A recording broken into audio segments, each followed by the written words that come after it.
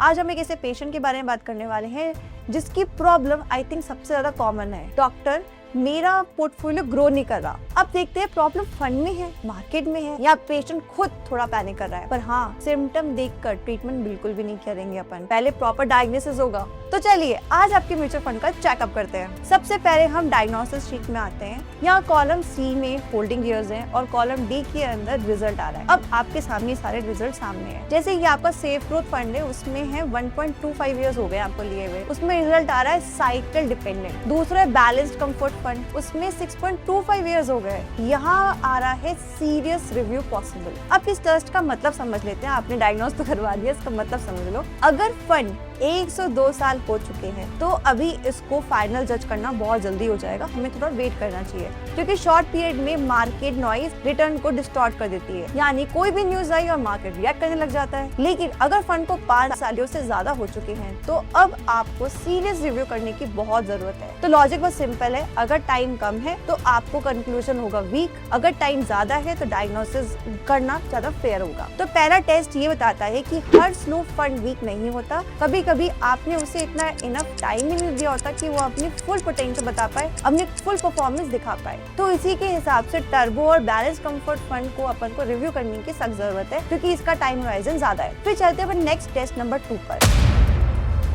अब second test करते हैं फंड अपने बेंचमार्क के अगेंस्ट कैसा परफॉर्म कर रहा है। डायग्नोसिस शीट में चलते डायरेक्टली अपन। सेफ ग्रोथ फंड का डिफरेंस जो है वो है -3.2%। रिजल्ट क्या है? Behind the benchmark. जबकि स्मार्ट फ्लेक्सी को अगर अपन देखेंगे तो उसका डिफरेंस आ रहा है +0.5%। तो उसका रिजल्ट क्या है? In line. इस टेस्ट का मतलब क्या हुआ? बहुत सिंपल है, आप फंड को अकेला देखकर बिल्कुल डिसाइड नहीं कर रहे हो कि वो अच्छा परफॉर्म कर रहा है, वो वीक है, स्ट्रॉन्ग है, क्या है। पहले ये देखना पड़ेगा कि जो उसका बेंचमार्क है क्या कर रहा है, वो कैसा परफॉर्म कर रहा है। अगर फंड बेंचमार्क से क्लियरली पीछे है तो फंड वीक हो सकता है, लेकिन अगर बेंचमार्क के आसपास भी है तो हो सकता है कि प्रॉब्लम फंड में ना हो। तो अपन को बेंचमार्क देखना बहुत जरूरी है। इसका लॉजिक बहुत सिंपल है, अगर फंड स्लो लग रहा है और बेंचमार्क भी स्लो है तो आपके फंड में हो सकता है कोई दिक्कत ना हो। लेकिन अगर बेंचमार्क फास्ट है और आपका फंड स्लो कर रहा है तो आपको डायग्नोसिस करने की सख्त जरूरत है। कंक्लूजन, सेकंड टेस्ट ये बताता है कि म्यूचुअल फंड को सिर्फ देखकर ना जज नहीं करना चाहिए। कहते हैं ना, एक बार देखो और जज कर लिया, नहीं, बेंचमार्क से कंपेयर करो उसको, तब आपको समझ में आएगा कि क्या गलत है क्या सही। बेंचमार्क होता क्या, अभी ये भी सोच रहे हो? बेंचमार्क का मतलब हो गया कंपैरिजन करने का स्टैंडर्ड। जैसे स्कूल में आप क्लास एवरेज होती थी, वैसे ही म्यूचुअल फंड में बेंचमार्क होता है। तो यानी फंड को चेक करने के लिए हमें उसे हवा में चेक नहीं करना, हम देखते हैं जिस टाइप के मार्केट में ये फंड इन्वेस्ट करता है उस मार्केट का स्टैंडर्ड इंडेक्स क्या चल रहा है। फॉर एग्जाम्पल समझता है, बहुत कंफ्यूजन हो गया होगा। लार्ज कैप फंड के लिए बेंचमार्क होगा निफ्टी 50 या similar large cap fund. Mid cap fund के लिए क्या होगा? Nifty mid cap type index. Small cap fund के लिए बेंचमार्क हो सकता है आपका Nifty small cap type index. Hybrid fund के लिए बेंचमार्क होगा बैलेंस्ड या hybrid style benchmark. Flexi cap fund के लिए बेंचमार्क हो सकता है आपका ब्रॉड मार्केट स्टाइल बेंचमार्क। अब यहाँ ना कंफ्यूजन थोड़ी सी स्टार्ट होती है, जैसे कि फ्लेक्सी कैप फंड में बेंचमार्क कैसे लोगे? आपके दिमाग में आ रहा होगा, क्योंकि फ्लेक्सी कैप में होता क्या है, जो आपका फंड मैनेजर है वो कभी लार्ज कैप, कभी स्मॉल कैप, कभी मिड कैप, इन तीनों में खेलता रहता है, यानी इन तीनों का मिक्स होता है। तो आप एक पर्टिकुलर टाइप के फंड को कैसे चूज करोगे कि ये मेरा बेंचमार्क बनाओगे? तो यहाँ बेस्ट सिंपल अप्रोच ही रहती है कि फ्लेक्सी कैप फंड के लिए ब्रॉड मार्केट बेंचमार्क देखोगे आप। यानी आप ऐसा बोल सकते हो कि इसे Nifty 500 type broad market benchmark देख लो आप इसमें, या फंड हाउस जो ऑफिशियली बेंचमार्क निकालता है वही बेंचमार्क मांग लो। अब आता है कि हाइब्रिड म्यूचुअल फंड में बेंचमार्क कैसे लेंगे। हाइब्रिड फंड में इक्विटी प्लस डेट दोनों का मिक्स होता है, तो हाइब्रिड फंड के बेंचमार्क उसके मिक्स के हिसाब से लेना चाहिए। फॉर एग्जाम्पल, अगर आप अग्रेसिव हाइब्रिड पे जाते हो तो आप equity heavy blended benchmark use कर सकते हो। अगर आप कंजर्वेटिव हाइब्रिड पे जा रहे हो तो debt heavy blended benchmark use कर सकते हो।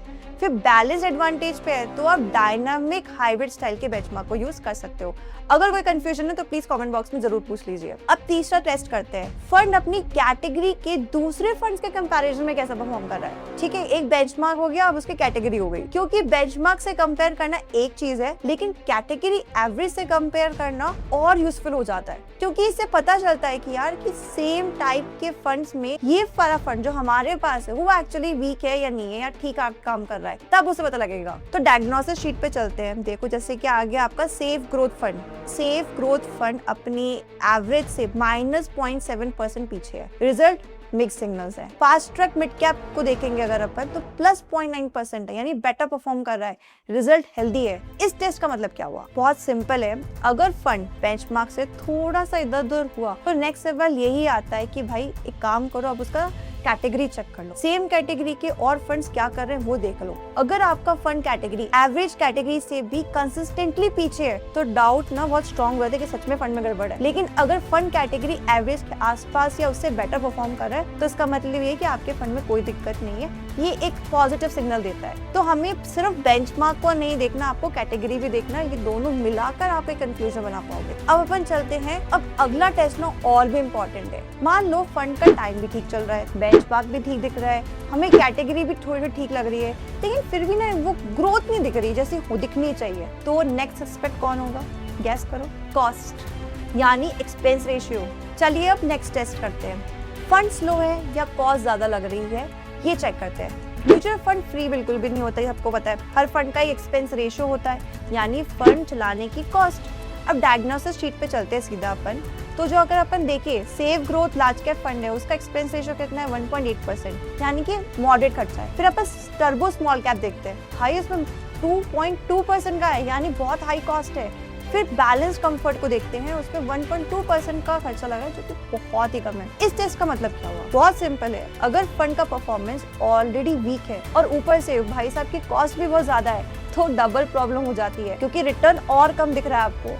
लेकिन अगर कॉस्ट नॉर्मल है तो फिर स्लो ग्रोथ का रीजन कुछ और भी हो सकता है, जैसे कि हो गया कोई पर्टिकुलर मार्केट का फेस चल रहा है, कोई कैटेगरी का नेचर में प्रॉब्लम आ रही है, या इन्वेस्टर के एक्सपेक्टेशन में कोई दिक्कत है, ऐसे कुछ सिग्नल्स मिलेंगे। तो लॉजिक बहुत सिंपल है, वीक रिटर्न है और एक्सपेंस रेशियो हाई है तो रिव्यू बहुत अच्छे से करना पड़ेगा। लेकिन अगर वीक रिटर्न है और नॉर्मल सा कॉस्ट है तो डायग्नोसिस अभी और देख सकते हैं, यानी इसका वेट कर सकते हैं आप। अच्छा चलो, अब रिपोर्ट्स आ गई है, अब सिंपल लैंग्वेज में समझते हैं कि क्या क्या टेस्ट हुए, उससे क्या क्या रिजल्ट निकले और पेशेंट की एक्चुअल बीमारी क्या निकली। सबसे पहले एक गुड न्यूज, आपके सारे म्यूचुअल फंड्स खराब बिल्कुल भी नहीं है। कई लोग यहाँ पे बहुत पैनिक हो जाते हैं, अरे बाप रे मेरे सारे म्यूचुअल फंड्स गलत है, मुझे सारे के सारे रिटर्न सारे म्यूचुअल फंड्स बेचने पड़ेंगे, कुछ और नया खरीदना पड़ेगा। ऐसा नहीं है, कुछ फंड सही है, कुछ फंड्स को आपको रिव्यू करने की जरूरत है, जैसे कि safe growth large cap fund और स्मार्ट फ्लेक्सी वेल्थ फंड। इन दोनों के केस में मुझे कोई इमरजेंसी जैसी सिचुएशन नहीं दिख रही है। इन दोनों को बस आप मॉनिटर करते रहो कि हाँ लिस्ट में है, बस हम देखते रहेंगे। अभी कुछ इसको छेड़छाड़ करने की जरूरत नहीं है, मतलब इनके ऊपर नजर रखो, लेकिन घबरा कर उन्हें तुरंत बेचने की कोई भी रिक्वायरमेंट नहीं दिख रही मुझे। अब चलते हैं अपन fast track mid cap fund.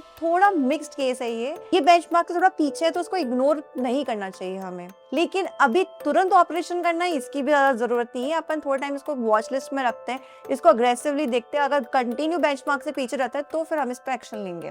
अब प्रॉब्लम थोड़ी सीरियस कहाँ दिख रही है हमें वो भी देख लेते हैं।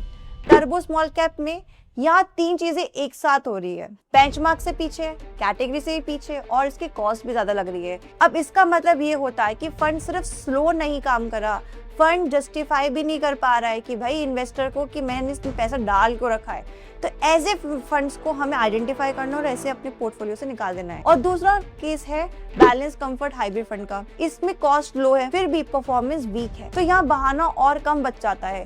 मतलब प्रॉब्लम मार्केट नॉइज से ज्यादा फंड साइड पर ही दिख रही है, यानी कि ये नहीं कि खर्चा पानी ज्यादा इसलिए फंड का नेट रिटर्न कम आ रहा है, इसलिए यहाँ प्रॉपर रिव्यू करना बहुत जरूरी है। तो सिंपल भाषा में रिपोर्ट क्या कह रही है, अगर आपका म्यूचुअल फंड स्लो लग रहा है तो हर बार प्रॉब्लम जरूरी नहीं है म्यूचुअल फंड में ही होगी। कभी आप जल्दी जज कर रहते हो, कभी मार्केट फेज वीक होता है, कभी एक्सपेक्टेशन गलत हो जाती है हमारी। लेकिन अगर फंड बेंचमार्क से भी पीछे हो, कैटेगरी से भी पीछे हो और उसके ऊपर कॉस्ट भी हाई लग रही हो तो फिर बस पेशेंस का लेक्चर देना सही नहीं होगा, तो फिर एक्चुअल रिव्यू ही करना चाहिए। तो आज की डायग्नोसिस का सिंपल कंक्लूजन यही है, हर पेशेंट को सर्जरी की जरूरत नहीं होती है, लेकिन हमारे को ऐसे केसेस देखने पड़ेंगे, ऑब्जर्वेशन रखनी पड़ेगी कि टेस्ट करके कि कहाँ पर प्रॉब्लम चल रही है। लेकिन एक दो ऐसे केसेस होते हैं जहाँ डॉक्टर्स बोलता है हाँ अब इस रिपोर्ट को सीरियसली देखना पड़ेगा। अगर आपको भी ये टेस्ट करने और अपना म्यूचुअल फंड चेक करना है कि क्या वो सही परफॉर्म कर रहा है और अगर रिटर्न नहीं बन रहा है तो कहाँ गड़बड़ हो रही है, उसके लिए आपको कमेंट बॉक्स में लिखना पड़ेगा test and I will share you the link of this excel file. तब तक के लिए हैप्पी टाइम।